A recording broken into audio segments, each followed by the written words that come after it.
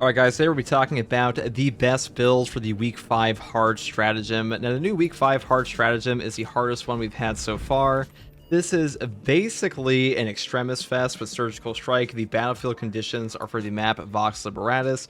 Vox Liberatus has both chaos and Tyranid enemies on it, but it's primarily chaos, and this map has a tendency to not spawn double bosses, but sometimes it still does. And usually when it does, it's both Hellbrutes, which kind of sucks. Now, as far as the battlefield conditions go, it says Surgical Strike. A perfect parry or block deals significant damage to an enemy with the perfect parry/block window is smaller. This is a pretty brutal modifier. This one definitely affects balance more than the fencing and perfect block windows, but still pretty brutal on all of them. Next, it says Summoner. Every uninterrupted call for reinforcements summons an extremis enemy. And Extreme Challenge. The number of extremis enemies spawned is increased and they encounter more frequently. So you can find like upwards of 5 or 6 extremis at once in this map. Now that may sound worse than it actually is, because a big thing in Space Marine 2 is that not that many extremis can attack you as like an individual at a single time. I think it's capped out at 3, so the other ones will like wait around you. But if you're, fighting 3 Soul Reaper cannons and they're all pointing their gun at you, that does kind of suck, so just keep that in mind.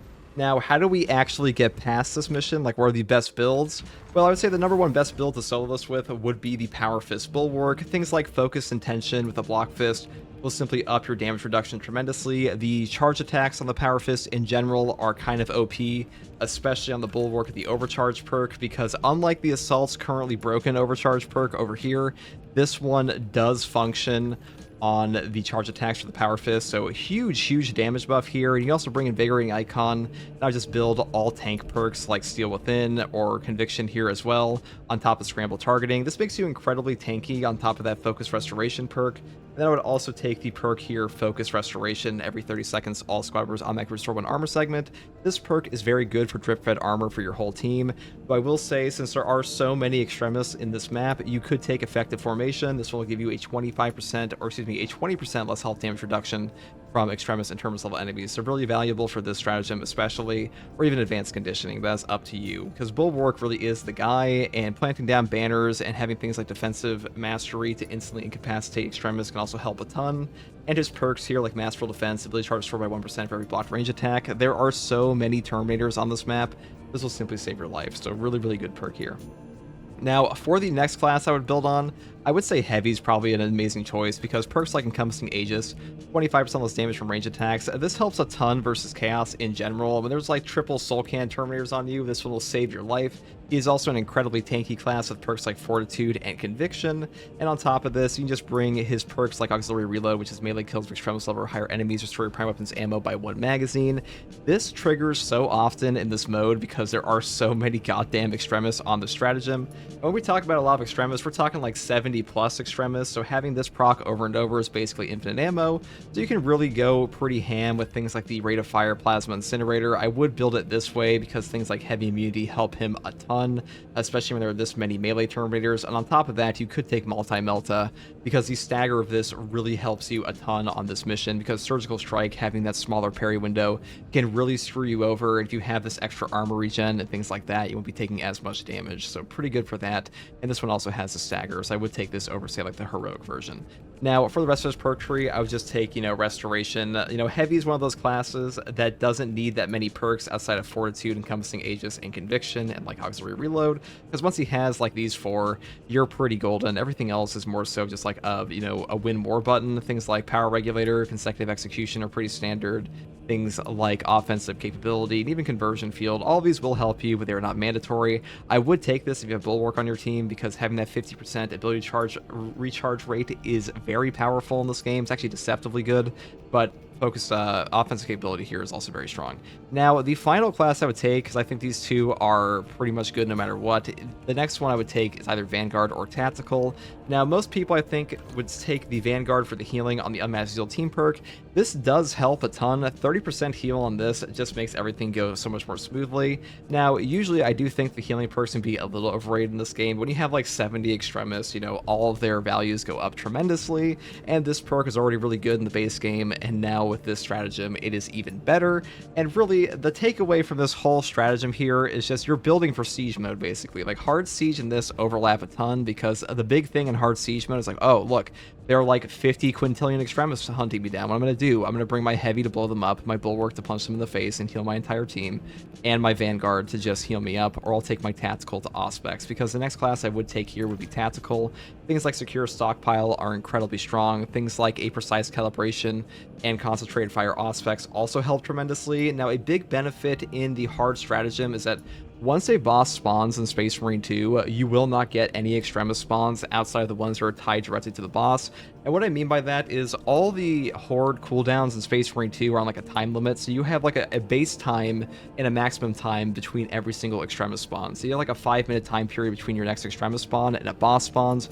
You will not have another extremist spawn until after the boss is dead. Now, as of like patch 8.0, the bosses do spawn their own little extremist minions, but this really only comes out to like 1 or 2 tops like per wave, because once you get them below half HP, they'll spawn another wave, and sometimes this wave doesn't even have extremists, so it is a bit of a breather here. Like, the boss spawns can actually be easier than like the standard mission here, because you won't get like 5 extremists at once, so just keep that in mind. And the main reason I think that the tactical is really good, despite being very, very squishy in this game, is that he has perks like secure stockpile, equipment charge restored by 1 for all squad members, cooldown is 60 seconds, and these 2 perks here, precise calibration and concentrate fire, they simply remove a boss from the game when you are like teaming up with your teammates to fire on the same guy. Really, really valuable thing, but I would say be careful when you use your Auspex with this, because concentrated fire will make it so your Auspex is like a stable area, and if they leave the zone, you just lose the bonus entirely. So like, wait for the right opportunity and then put it down. Besides that, if you do it properly, you'll just blow up a boss in like 1 turn, so really good here. And also perks like Radiant Impact of Perform. Now, I would say Vanguard for like his weapon builds, Melta Rifle is probably the easiest here. If you're trying to deal with a bunch of extremists, especially Terminators, having stagger is really, really valuable, and the Vanguard does not have a ton of stagger outside of things like the Inferno Pistol, Neo-Volkite, and Melta Rifle, so I would pick these up. I will also mention that if you want to take perks for him, I would take perks like Conviction and Thrill of the Fight. These are really, really good, and Tactical Prowess plus Zone Impact is a very obvious combo in this game, and this thing has been really, really good since like patch 6.0, so this is probably the strongest setup overall. And things like Restless Fortitude also help you a ton, because 40% less range damage for 10 seconds after a diving kick is very strong, though I will mention that if you do get an execute off of Restless Fortitude from Tactical Prowess, you will simply not get the Restless Fortitude trigger at all, because Tactical Prowess will just kill the guy. You will not get a Restless Fortitude trigger. You will get a bonus armor from Launched Restoration down here, which is using the grapnel launcher restores an armor segment, but like, you won't get this 40% bonus. This has to actually be a diving kick that does not kill the enemy, which is kind of unfortunate, which is why I usually like it with Inner Fire, but still very strong here. And range and damage reduction on top of our health damage reduction with things like Thrill of the Fight and Conviction is just super, super valuable, and that's why I think the Vanguard is actually quite strong, because a 45% health damage reduction plus a 40% range damage reduction, that's a ton of damage reduction, and damage reduction just wins games, which is why the Bulwark is so OP. Now, as far as game plan goes, really, if you have like 5 Soul Reaper Can Terminators pointing at you in this game as a Bulwark class, just block and charge up your banner. At times, you will just get shot by like 15 missiles, and when that does happen, I would just shoot my plasma pistol, my rate of fire here, because the charge rate is so fast, at like whatever Terminator's just soul cannoning me, because that's the best way to interrupt them, because this is pretty much the only way the Bulwark has to interrupt them outside like a shield bash. So I would definitely do that, but you have to be careful of that, just keep that in mind.